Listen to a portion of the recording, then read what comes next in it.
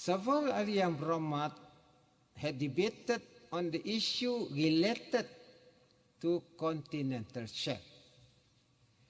In this regard, I wish to reiterate and state categorically Sarawak's inalienable rights over that part of the continental shelf, which lies within the territory of Sarawak, is non-negotiable. At the risk of being repetitious, I must emphasize that Sarawak seabed and subsoil, originally Crown land, under the Land Code of 1958, became the property of the Sarawak government upon Malaysia's formation on Malaysia Day 1963.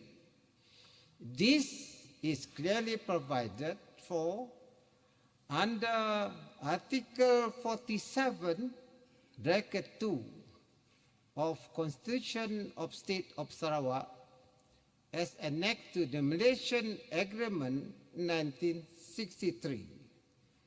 Datuk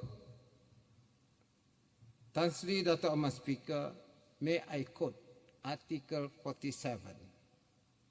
Succession to property. 47, bracket 1.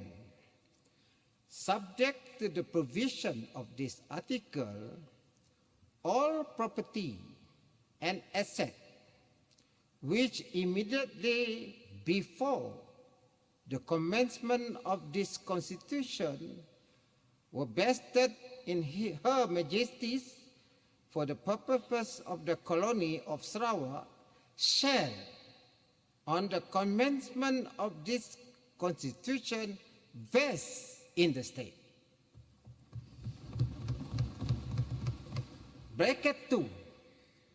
Any land in the state which immediately before the commencement of this Constitution was vested in Her Majesty shall, on the commencement of this Constitution, vest in the state. So it is ours. Succession to property. 47. MA 63 and the United Kingdom Malaysia Act 1963 did not vest any land comprised in the continental shelf within Sarawak boundaries on the Federation or the federal government. Did not vest this land to the federal. Hence, the federal government has no property right to Sarawak's seabed and subsoil or its continental shelf, as these were vested solely in the state of Sarawak by operation of law. The boundaries of Sarawak, protected under Article 2 of the Federal Constitution, cannot be altered without the consent of the state legislature, further securing the state's territorial integrity. If I could quote Article 2, Federal Constitution, a law altering the boundaries of a state shall not be passed without the consent of that state expressed by a law made by the legislature of that state and of the conference of rulers. Without being here, cannot. Tidak jalan. Tan Sri Datuk Ahmad Speaker, the Continental Shelf Amendment Act 2009 explicitly protects state rights over the seabed and subsoil within state boundaries, aligning federal legislation with Sarawak's sovereignty. Sarawak asserts that its claim to oil and gas resources within its territory are neither baseless nor unreasonable.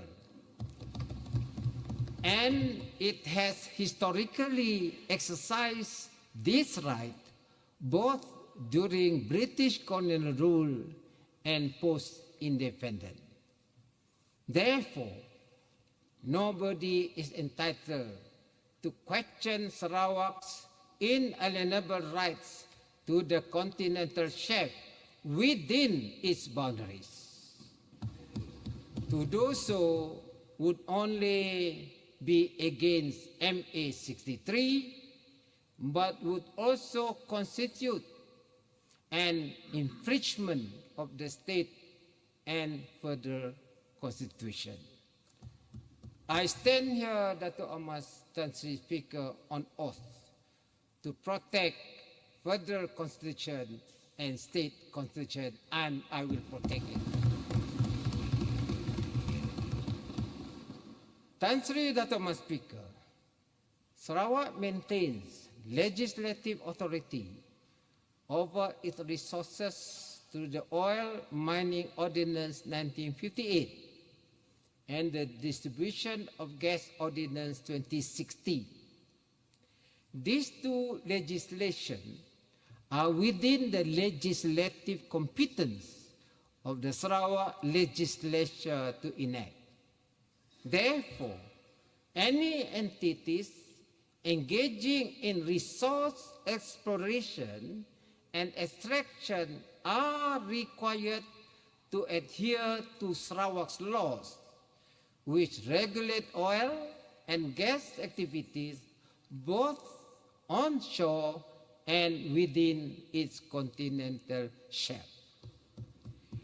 The right of the Sarawak government to see that its laws are complied with should not be questioned by any quarters, and that Sarawak rights and legislative authority expressly enshrined in the federal constitution are not encouraged. In summary, Sarawak's sovereign rights over its land, resources, and the continental shelf are entrenched in the MA 63, state constitution, and federal constitution. These rights are constitutionally guaranteed and have been exercised consistently by Sarawak. Sarawak, under GPS, remain resolute in defending its inalienable rights and ensuring compliance with its laws to safeguard its territorial sovereignty and resource control.